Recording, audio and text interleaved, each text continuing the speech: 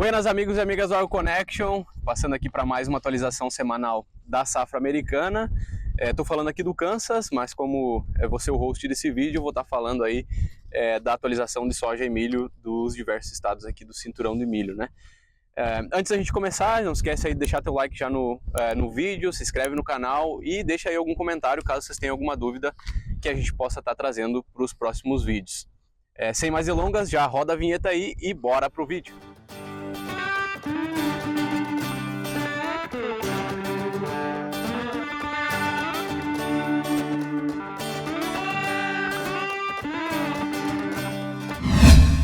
Bom, e para começar o vídeo, eu gostaria de já responder uma das perguntas que a gente teve durante essa semana aqui no vídeo de 2 semanas atrás, né, que é do Gilson de Moraes, que perguntou para nós qual o motivo de não se usar fungicida na soja aqui, né, se são as variedades de soja que são diferentes das do Brasil ou por que não se aplica fungicida, né.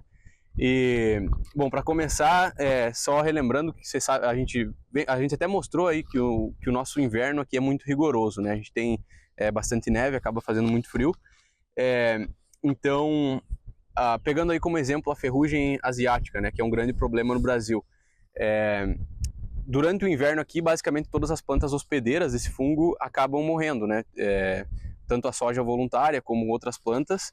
E então no outro ano o fungo acaba não completando o ciclo dele, né, que seria para começar novamente quando a gente tem as culturas na lavoura no próximo ano.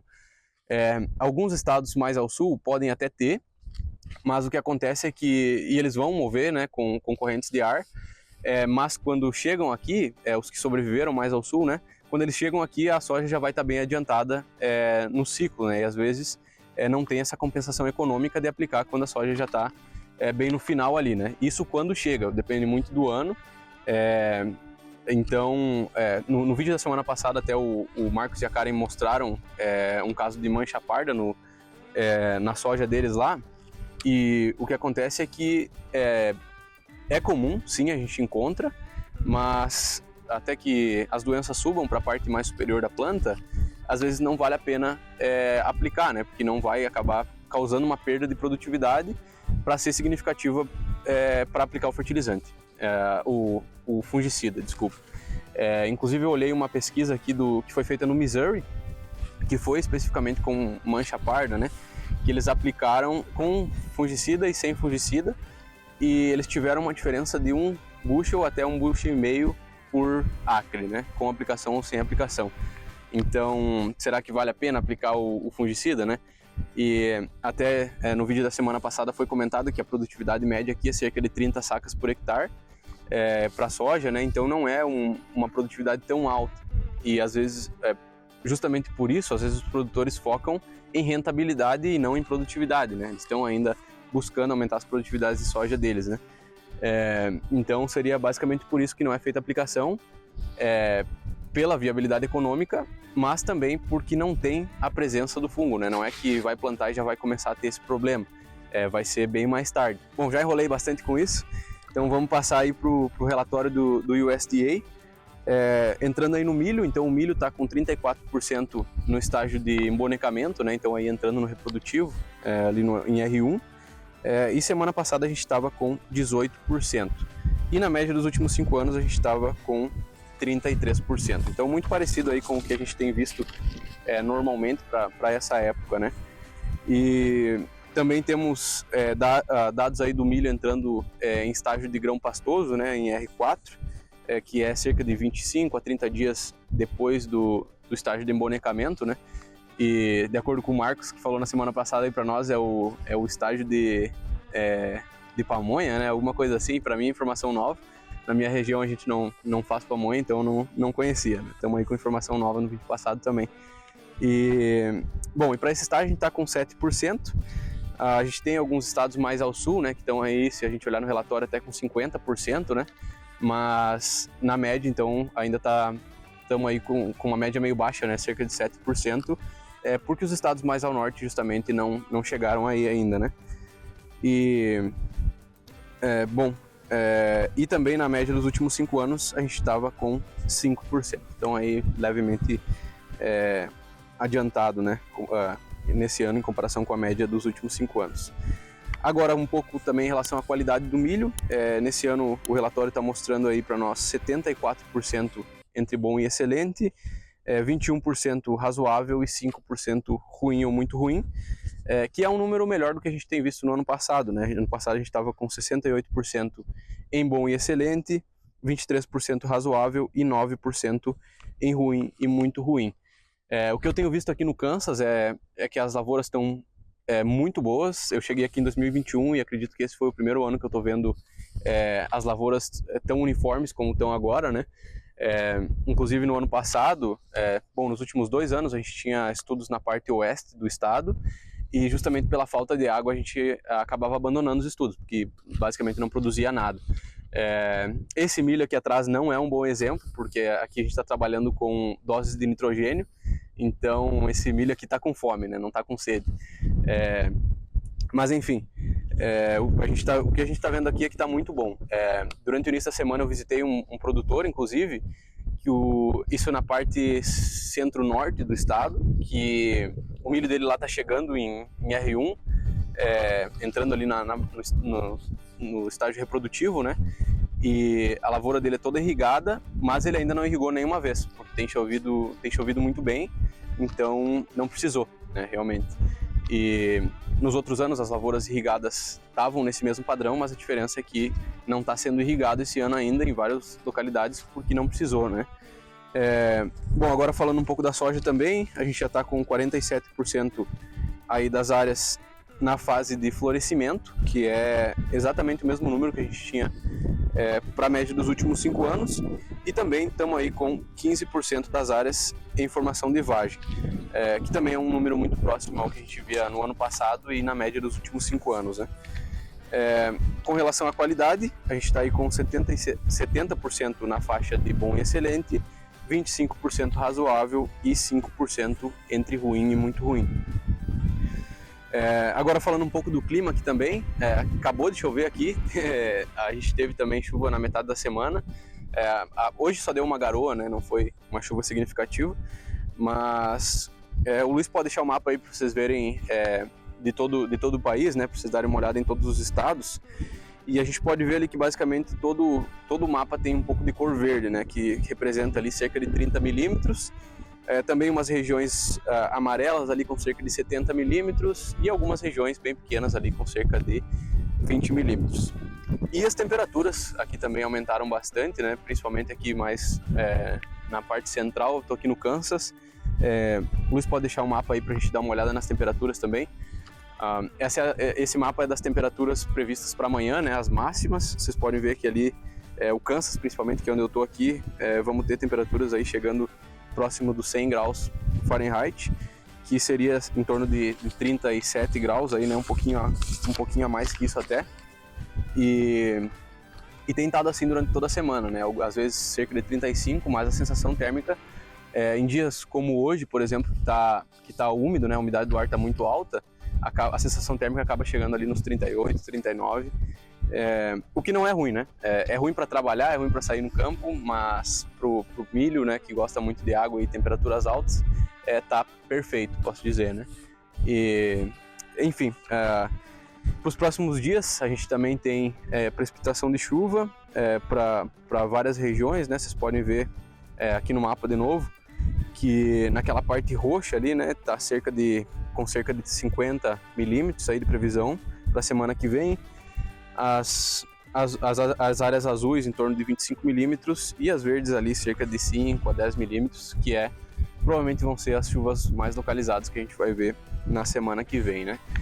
Bom, já enchi de vocês de mais com dados aqui, né? Então vamos para a parte que interessa, vamos dar uma olhada no campo aí, o que o pessoal está vendo em cada um dos estados. E para começar já vamos lá para Illinois, que o grande Marcos Pires vai contar para nós como que tá lá. Então Marcos, é contigo aí. Buenas pessoal da AgroConnection, estamos de volta mais uma semana aqui de Illinois e hoje com a soja no fundo. E a primeira coisa que você deve estar pensando, como assim? Olha o tamanho dessa soja, não fechou linha ainda? Então, isso é a característica dos Estados Unidos, principalmente aqui no Midwest. A gente consegue ver bastante espaçamento de 30 inches, né? Cerca de 76 centímetros. Porém, aqui no estado a maioria é de 15 inches. um espaçamento reduzido, né, de 38 centímetros. Mas já a gente vai dar uma olhada nessa soja. Vamos começar falando então do clima, né, que vem mantendo as mesmas condições que eu venho relatando nas semanas passadas, né. O norte, a parte centro-norte vem um pouco mais quente, né, mais seca, e a parte sul vem com condições boas, né, vem chovendo desde o começo da safra, até demais, né, que choveu no começo da safra. Mas não é que a gente não vem tendo chuvas, né, no norte. A gente teve bastante chuva, por exemplo, sexta passada a gente acabou tendo mais de 30 milímetros na parte norte. Ontem, né, eu tô gravando hoje aqui na sexta, a gente também teve chuvas na parte norte do estado de 10, 15 milímetros. Porém, né, agora as culturas estão demandando uma grande quantidade de água, né, evapotranspiração no máximo, né, muito quente, então o que acaba então afetando um pouco as culturas. Mas de maneira geral, a parte norte então vem um pouquinho abaixo, né, em condições de performance, né, pela falta de água, mas não que seja uma seca tremenda, né, e a parte sul e a parte mais central vem em condições boas climáticas, né. E já quando a gente olha as condições do estado, né, um pouco afetado, né, pelo clima, a gente consegue ver que esse ano as condições estão um pouquinho baixas para a soja, né. Esse ano a gente tem cerca de 60% da soja em condições boa e excelente e 30% em condições razoáveis. Enquanto o ano passado a gente tinha 73% da soja em condições boa e excelente e 21% em condições razoáveis. Já para o milho é um pouco diferente. Esse ano está melhor que o ano passado, né? Esse ano então a gente tem 68% do milho em condições boa, razoável e 23% em razoável. E o ano passado a gente tinha 63% do milho em condições boas e excelente, e esse ano 20% razoáveis. Quando a gente olha o florescimento tanto da soja quanto do milho, eles são basicamente juntos, 49% para o milho e 48% para a soja. Um pouco atrasado quando a gente compara com o ano passado, porém não tão distante em relação à média dos últimos 4 anos. Então vale ficar de olho agora, com essa falta de água e essas temperaturas altas, que grande parte então do milho está entrando em processo de polinização, né? Então que pode acabar afetando o potencial produtivo do milho se não há uma boa polinização. Então agora vamos dar uma olhadinha nessa soja aí. Agora aqui no meio da soja, né, a gente consegue ver aí que vem do programa de sucessão deles, né, soja e milho. Tem produtores que fazem ainda milho, mas geralmente é soja e milho. A gente vê algumas fitas, né, que se teve aí no começo da safra, provavelmente. E todo o pé da soja vem fluído de cima e embaixo. Olha. A gente vê uma desfolhação, né? Eu tava caminhando, acabei vendo alguns besouros japoneses. Olha aqui, por exemplo. E é engraçado que o nível de controle dele é bastante alto, né? Precisa ter até 30%, de acordo com os manuais, de desfolhamento para fazer uma aplicação de inseticida e 20% após o florescimento. Para essa semana então seria isso, e semana que vem a gente volta aí trazendo mais informações para vocês aqui direto de Illinois. Buenas amigos e amigas do AgroConnection, Marcos aqui hoje, vim mostrar para vocês um pouco da cultura do milho, como tem se desenvolvido, aproveitando que a gente está rodando aqui o estado. A gente está numa área de plantio direto, né, no tillage, aqui no sudoeste do estado de North Dakota, Dakota do Norte. Como vocês podem ver, o milho tem se desenvolvido muito bem. A gente ainda não vê nenhuma folha assim apresentando deficiência de nitrogênio ou falta dele, né? Com aquela requeima. A gente não vê nenhuma doença subindo no bacheiro da cultura. Folhas muito limpas. A gente vê sim, parece que não importa onde a gente vá, a gente enxerga um pouco daquela deficiência de boro, independente se é no Brasil, se é aqui nos Estados Unidos, mas de forma geral a gente consegue ver que tem se desenvolvido muito bem a cultura aqui no estado, ainda mais por ser aqui no no oeste, onde a gente não tem um regime de chuvas muito bom. E uma coisa que me chamou a atenção é que essa semana a gente teve um pouquinho de chuva aqui, foi meio inch, então ali em torno dos 10, 12 milímetros, e a gente consegue ver a umidade aqui no solo, só que da forma com que eles plantam aqui, né, a plantadeira ela deixa um pequeno suco aqui, e a gente consegue ver que toda a umidade ela vai para dentro desse suco. Então, quando a gente acompanha aqui, a gente consegue ver que essa umidade ela tá toda retida ali.